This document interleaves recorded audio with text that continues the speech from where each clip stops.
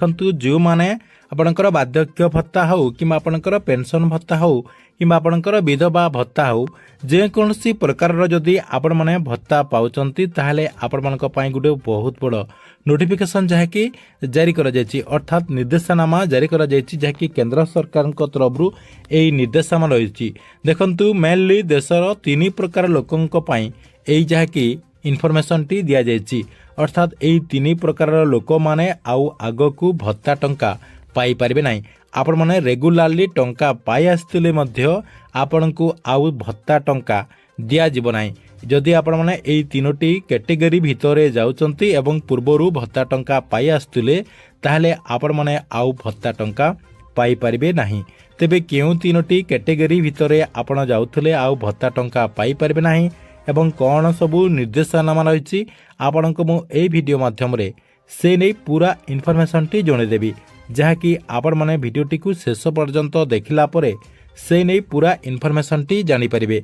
ସେଥିପାଇଁ ଭିଡ଼ିଓକୁ ବିନା ସ୍କିପ୍ କରିକି ଶେଷ ପର୍ଯ୍ୟନ୍ତ ଦେଖନ୍ତୁ। ତା ପୂର୍ବରୁ ଭିଡ଼ିଓକୁ ଗୋଟେ ଲାଇକ୍ କରିଦିଅନ୍ତୁ ଏବଂ ଯେଉଁମାନେ ଚ୍ୟାନେଲଟିକୁ ଏଯାଏଁ ସବସ୍କ୍ରାଇବ୍ କରିନାହାନ୍ତି ଚ୍ୟାନେଲଟିକୁ ସବସ୍କ୍ରାଇବ୍ କରିଦିଅନ୍ତୁ।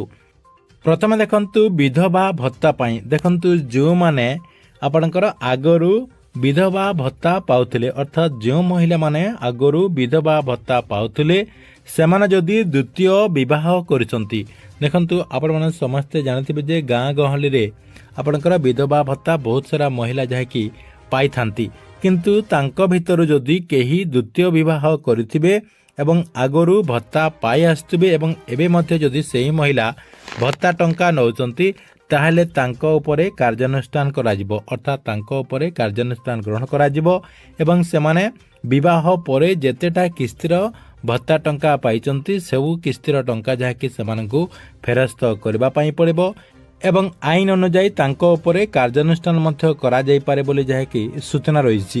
ଏଇଟା ଆପଣଙ୍କର ଗଲା ବିଧବା ଭତ୍ତା। ଆପଣମାନେ ଯଦି ଆଗରୁ ବିଧବା ଭତ୍ତା ପାଉଛନ୍ତି ଏବଂ ଯଦି ବାହା ହେଇସାରିଛନ୍ତି ଅର୍ଥାତ୍ ଆପଣ ଯଦି ଦ୍ୱିତୀୟ ବିବାହ କରିଛନ୍ତି ତାହେଲେ ଆପଣମାନେ ଆପଣଙ୍କ ପଞ୍ଚାୟତକୁ ଯାଇକି କିମ୍ବା ବ୍ଲକକୁ ଯାଇକି ଆପଣଙ୍କର ଭତ୍ତା ଯେଉଁ କାର୍ଡ଼ ରହିଛି ସେହି କାର୍ଡ଼ଟିକୁ ସରେଣ୍ଡର କରିଦିଅନ୍ତୁ। ଯଦି ଆପଣ ସରେଣ୍ଡର କରିବେ ନାହିଁ ତାହେଲେ ଆପଣଙ୍କ ଉପରେ କାର୍ଯ୍ୟାନୁଷ୍ଠାନ ଗ୍ରହଣ କରାଯିବ। এই ଥିଲା ଆପଣଙ୍କ ପାଇଁ ଫାଷ୍ଟ ଅପଡେଟ୍। 2 ନମ୍ବର ଅପଡେଟ୍ଟି ଦେଖନ୍ତୁ କ'ଣ ରହିଛି ବାର୍ଦ୍ଧକ୍ୟ ଭତ୍ତା। ଦେଖନ୍ତୁ ଆପଣମାନେ ଯଦି ଆଗରୁ ବାର୍ଦ୍ଧକ୍ୟ ଭତ୍ତା ପାଇ ଆସିଛନ୍ତି ଏବଂ ଆପଣଙ୍କର ବୟସ ଯଦି ସରକାରଙ୍କର ନିୟମ ଅନୁସାରେ ଯଦି 60 ବର୍ଷ ହୋଇନାହିଁ ଅର୍ଥାତ୍ ଆପଣଙ୍କ ବୟସ ଯଦି କମ୍ ରହିଛି ଏବଂ ଆପଣ ଚଞ୍ଚକତା କରିକି ଯଦି ଆପଣଙ୍କର ବୟସଟିକୁ ମଝିରେ ଆପଣଙ୍କର 60 ବର୍ଷ କରିଦେଇଛନ୍ତି ଆପଣଙ୍କର ତାହେଲେ ଆପଣଙ୍କୁ ଭତ୍ତା ଟଙ୍କା ଆଉ ଦିଆଯିବ ନାହିଁ କାହିଁକି ନା ସରକାରଙ୍କ ତରଫରୁ ଡିଜିଟାଲି ସବୁକିଛି ଭେରିଫାଏ କରାଯାଉଛି। ଆପଣଙ୍କର ଆଧାର କାର୍ଡ଼ରେ ଯଦି ଆପଣଙ୍କର ବୟସ 60 ବର୍ଷ ନଥିବ ତାହେଲେ ଆପଣଙ୍କୁ ଆଉ ଆଗକୁ ଭତ୍ତା ଟଙ୍କା ଦିଆଯିବ ନାହିଁ। ତେବେ ସେହି କ୍ଷେତ୍ରରେ ଯେଉଁମାନେ ମଧ୍ୟ ଏମିତି ଚଞ୍ଚକତା କରିକି ଆପଣଙ୍କର ପିଇଓ କିମ୍ବା ବ୍ଲକ ସ୍ତରୀୟ କୌଣସି ଅଧିକାରୀଙ୍କୁ ଟଙ୍କା ଦେଇକି ଆପଣ ଯଦି ଏବେ ଭତ୍ତା ଟଙ୍କା ଉଠାଉଥିବେ ଏବଂ ଏବେ ଯଦି ଆପଣ ଧରା ପଡ଼ୁଛନ୍ତି ତାହେଲେ ଆପଣଙ୍କର ଭତ୍ତା ଟଙ୍କା ଆପଣଙ୍କୁ ଯେତେ ଟଙ୍କା ପାଇଛନ୍ତି ସରକାରଙ୍କୁ ସବୁ ଫେରସ୍ତ କରାଇବା ପାଇଁ ପଡ଼ିବ ଏବଂ ଆପଣଙ୍କ ଉପରେ ଆଇନ ଅନୁଯାୟୀ କାର୍ଯ୍ୟାନୁଷ୍ଠାନ ମଧ୍ୟ ଗ୍ରହଣ କରାଯାଇପାରେ ବୋଲି ମଧ୍ୟ ସୂଚନା ରହିଛି। ଏଇଟା ଆପଣଙ୍କର 2 ନମ୍ବର ଅପଡେଟ୍ ଗଲା। 3 ନମ୍ବର ଅପଡେଟ୍ଟି କ'ଣ ରହିଛି ଦେଖନ୍ତୁ ଆପଣଙ୍କର ବିକଲାଙ୍ଗ ଭତ୍ତା। ଆପଣମାନେ ଜାଣିଥିବେ ବହୁତ ସାରା ଲୋକ ଯାଇକି ବିକଲାଙ୍ଗ ଭତ୍ତା ମଧ୍ୟ ପାଇଥାନ୍ତି।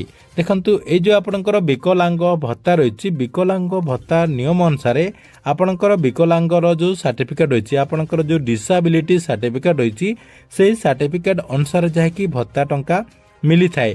ଅର୍ଥାତ୍ ଆପଣମାନେ ଯଦି ଚଞ୍ଚକତା କରିକି ଆପଣ ବିକଲାଙ୍ଗ ନୁହନ୍ତି କିନ୍ତୁ କୌଣସି ଚଞ୍ଚକତା କରିକି ଯଦି ବିକଲାଙ୍ଗ ସାର୍ଟିଫିକେଟ୍ କରିଛନ୍ତି ଏବଂ ଆପଣ ଯଦି ଏବେ ଧରା ପଡ଼ୁଛନ୍ତି ତାହେଲେ ଆପଣଙ୍କ ଉପରେ ମଧ୍ୟ କାର୍ଯ୍ୟାନୁଷ୍ଠାନ ଗ୍ରହଣ କରାଯିବ ଏବଂ ଆଇନ ଅନୁଯାୟୀ ଆପଣଙ୍କର ଯେଉଁ ଦଣ୍ଡ ରହିଛି ସେହି ଦଣ୍ଡ ମଧ୍ୟ ଆପଣଙ୍କୁ ଯାହାକି ଭୋଗିବା ପାଇଁ ପଡ଼ିବ ଏବଂ ସରକାରଙ୍କ ତରଫରୁ ଯେତେ ବି ଭତ୍ତା ଟଙ୍କା ପାଇଛନ୍ତି ସବୁ ଟଙ୍କା ଆପଣଙ୍କର ସୁଧ ସହିତ ସରକାରଙ୍କୁ ଆପଣଙ୍କୁ ଯାହାକି ସବୁ ଫେରସ୍ତ କରିବା ପାଇଁ ପଡ଼ିବ।